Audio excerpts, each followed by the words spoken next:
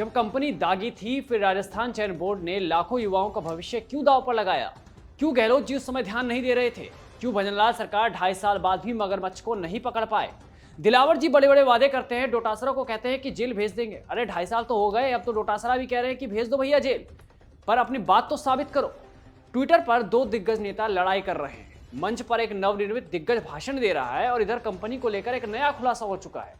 जांच में खुलासा हुआ है कि नई दिल्ली की फर्म राघव लिमिटेड को साल 2019 में सुपरवाइजर, प्रयोगशाला सहायक और कृषि पर्यवेक्षक जैसी बड़ी परीक्षाओं की ओएमआर सीट स्कैन करने का ठेका दिया गया था।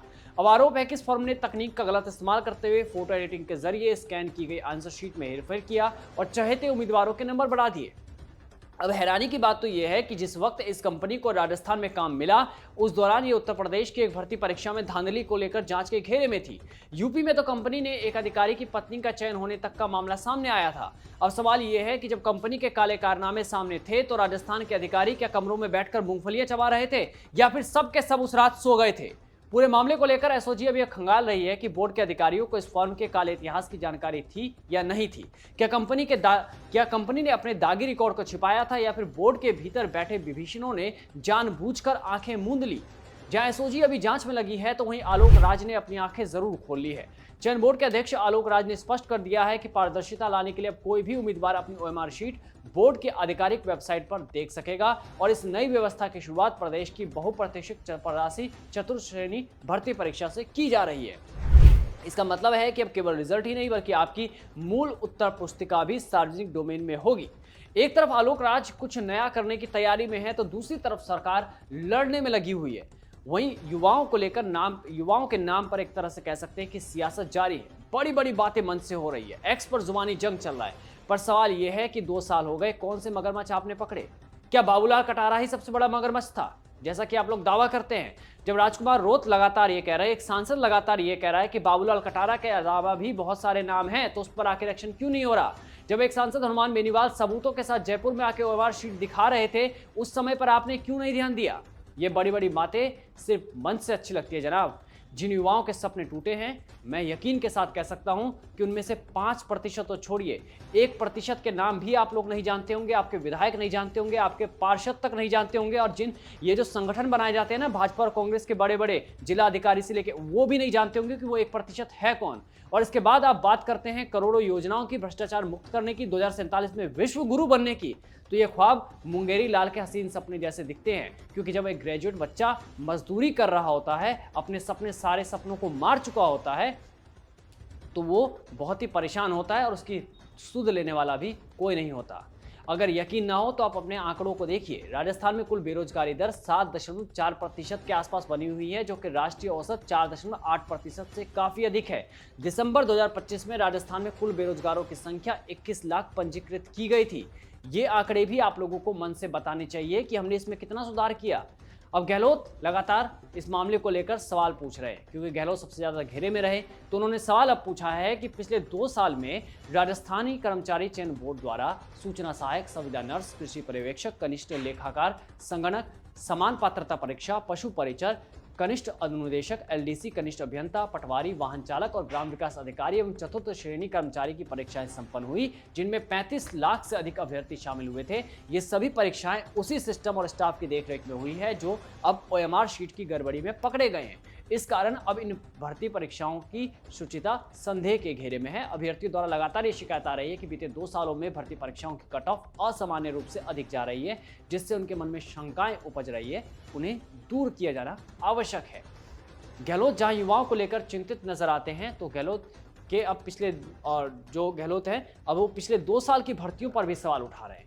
तो वहीं राजेंद्र राठौर इसका जवाब देते हुए लिखते हैं कि 2018 से 23 के बीच जब आप स्वयं कांग्रेस सरकार के मुखिया थे, तब आपकी नाक के नीचे 19 परीक्षाओं के पेपर लीक हुए, जिसकी गूंज पूरे देश में सुनाई दी थी। उस समय विपक्ष के नाते भारतीय जनता पार्टी ने सड़क से लेकर सदन तक पेपर लीक माफियाओं के खिलाफ आंदोलन किए थे और आपकी सरकार को उखाड़ फेंकने का काम किया था। आपने पेपर लीक के साथ ही नेटबंदी का रिकॉर्ड भी कायम किया। उसके बावजूद आप भर्ती परीक्षाओं को पारदर्शी तरीके से आयोजित कराने में असफल साबित हुए थे। जहां राजेंद्र राठौड़ और अशोक गहलोत की लड़ाई चल रही थी, उसमें सीएम भजनलाल शर्मा भी कहां पीछे रहने वाले थे। भाषण देते हुए उन्होंने तुरंत रिप्लाई दे दिया। अरे 19 में पेपर हुए और सीट में कैसे बदलाव हुआ?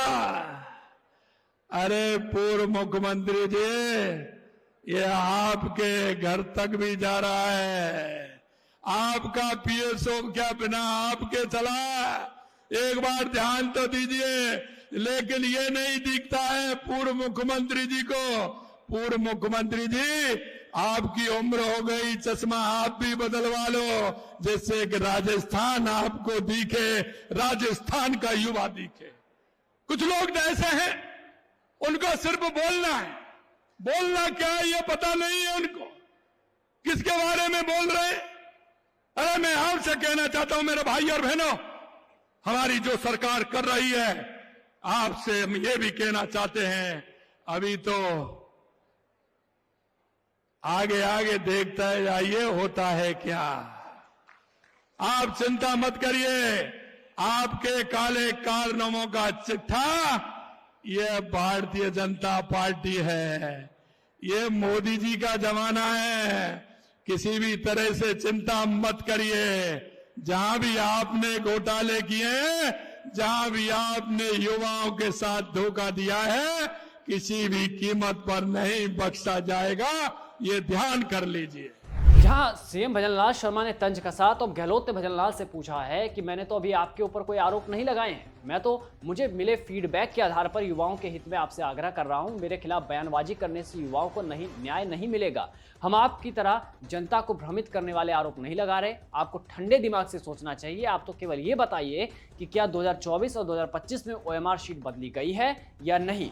प्रदेश का युवा जवाब चाहता है, क्योंकि लगातार ऊंची कट ऑफ जाने से इसका संबंध जुड़ रहा है। वहीं जब सचिन पायलट से सवाल पूछा गया कि OMR शीट में घोटाले की खबर आई है, तो पायलट ने उन तमाम युवाओं की बात दिल से कह दी। तो इंक्वायरी करनी चाहिए, जांच होनी चाहिए। अगर कुछ गलत हुआ है, किसी ने गलत किया है, वो जांच में सामने आ जाएगा। निष्पक्ष जांच करने के बाद अगर कोई व्यक्ति इसमें लिप्त पाया जाता है, कोई अधिकारी हो, कोई भी हो, बड़ा व्यक्ति हो, लेकिन उस पर कार्रवाई होनी चाहिए। लेकिन ये सरकार को खुलासा करते रहना चाहिए कि ये क्या प्रमाण उनके पास हैं, किस बिंदु को लेकर जांच हो रही है, और इसमें 2 साल के बाद अभी खुलासे हो रहे हैं। इसका क्या मतलब क्या है? अगर आप इंक्वायरी कर रहे हैं, जांच बिठा रहे हैं, तो 2 साल तो लगते नहीं है इसमें। किस वजह से, क्या टाइमिंग देकर किया गया है? और सरकार की जो कार्यशैली है, मुझे लगता है ये सिर्फ टाइम निकाल रहे हैं। अब इनको 2 साल से ऊपर हो गए हैं, अब कैसे कैसे 1.5-2 साल और निकल जाए। प्रदेश में संविधान में प्रावधान है कि जो लोकल बॉडी के चुनाव हैं, आपको 5 साल में कराने हैं। कोई ना कोई बहाना देकर सरकार चुनाव टालती है, और अगर चुनाव होंगे भी तो इसका श्रेय पूरा कोर्ट को जाता है। हाई कोर्ट का आदेश आता है, तब जाके सरकार हलचल में आती है। बाकी इनका कोई मन ना तो चुनाव कराने, नगर पालिका का चुनाव कराना चाहते हैं या पंचायत चुनाव कराना चाहते हैं। ये तो अफसरों के माध्यम से शासन करना चाहते हैं लोकल बॉडीज के ऊपर।